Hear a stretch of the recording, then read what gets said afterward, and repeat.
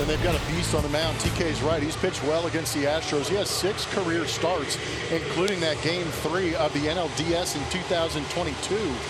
In those 6 starts, he has a 1.26 ERA against the Astros and is yet to allow a home run against them. And so far this season, 117 2/3 innings pitched. Well, Altuve celebrating the anniversary, 13th year anniversary of his major league debut. And you got Altuve reaching for it, hangs up in the sun in right field. Haniger playing the sun field early on. And there's out number 1. Yeah, we talked about the secondary pitches, especially the curveball for George Kirby. That's a pitch he's been going to with 2 strikes more often of late. The Houston Astros, one of the toughest teams to put away with 2 strikes. And now facing Alex Bregman. On the ground, out to second base. A routine play there. Jorge Polanco. 2 outs. That's that 2-seamer we were talking about before the game. Such a weapon. So Jordan, who has great numbers against Seattle in his career, which is quite remarkable when you consider how good the Mariners pitching has been here the last few seasons. That's a pitch clock violation. Pitch timer violation on Jordan after battling to a 3-2 count. Jordan not happy with the call, arguing with Jeremy Rehak. He was reading the clock and he said, "Your time's up, pal. Strike 3. Have a seat." Is that our first? I think it is. First seeing that, especially to a number 3 slugger like this. And he is not pleased. No, he is not. Wow, he can't believe it. Welcome back to Seattle. Framber Valdez is on the bump, and he's wearing the customary navy blue jersey. This season in 16 starts, a 3.66 ERA. Pitched great 10 days ago against Miami, going 7 strong, allowing 1 earned run. 2 starts this season against Seattle. He is 0-2 with a 6.35 ERA. JP 8 for 23, a homer and 4 RBI against Valdez. And that is a ground ball and a couple of hops backhanded by Altuve. Straightens up and throws to first in time. And Crawford is the first out. Here's Victor Robles, right-handed hitting left fielder. Robles moving up to the 2 spot in the lineup. And he looks at a breaking ball and hammers it into left field. Base hit. Scott Servais said, "You hit, you play, and you move up in the order." And it's paid off already. Now get him around to score. Gonna bring a Julio. 5 for 16 career against Framber Valdez. There goes the runner. The pitch is swung on and missed. The throw by Diaz, not quite in time.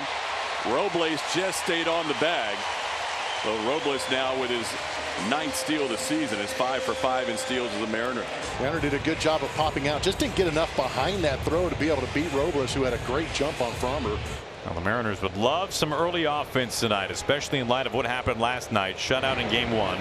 And that is just low. That should have been called strike 3, but it wasn't by Jeremy Rehak. That was right at the knees, but instead it's a walk to Raleigh. And the Mariners have 2 men on with 2 out for Mitch Garver. Oh, that should have been a strike. You're right. A 2-out walk. Here's Mitch Garver. Robles takes off again. No throw, and he gets in there standing. Yeah, and again, this is talking about that frustration level from Framber Valdez. Just not even paying attention. Victor Robles having too much fun since coming over with the Seattle Mariners. You can just see him just stepping off here. Framber, same look, same timing to the plate. Garver trying to pick him up. Got him with the curveball to strike out Garver to end the inning. So the Mariners strand 2. For Mitch, his first game since July 12. That's 8 days ago. He went 1 for 4 at the Angels. Swing and a miss. Got him on the curve. Back-to-back curveballs to Haniger. Framber gets his 3rd strikeout and completes a 1-2-3 inning. Here's Trey Cabbage, the right fielder, batting 9th for the Astros. He puts him away, goes back to the slider. That's the 3rd strikeout tonight for George Kirby. Yeah, it took him a little bit this at bat, kept missing. That's just a black hole against Trey Cabbage. Looking at those numbers. I feel like we never even have to say it's Altuve batting. You are right. 100%. Swung on, popped up into the blue sky. Dylan Moore behind the bag at 3rd. He's on the grass now, backpedaling right there, makes the catch. And that is a 1-2-3 inning for George Kirby.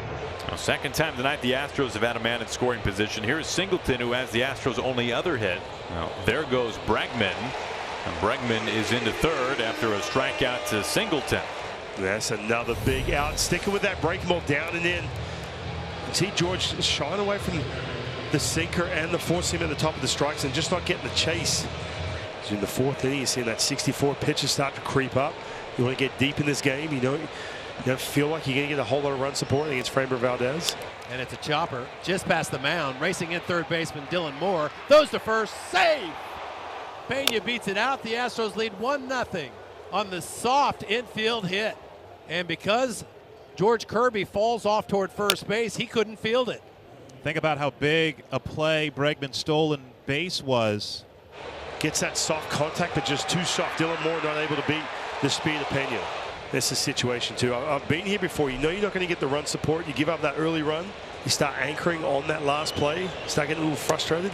Swing and a miss. A waving cut at a slider, perfectly placed.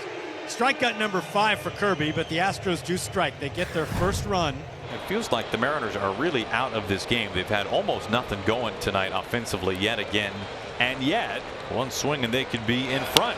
Fly ball out to left field. Does it have the carry? And it's on its way. And it's gone to Edgar's porch.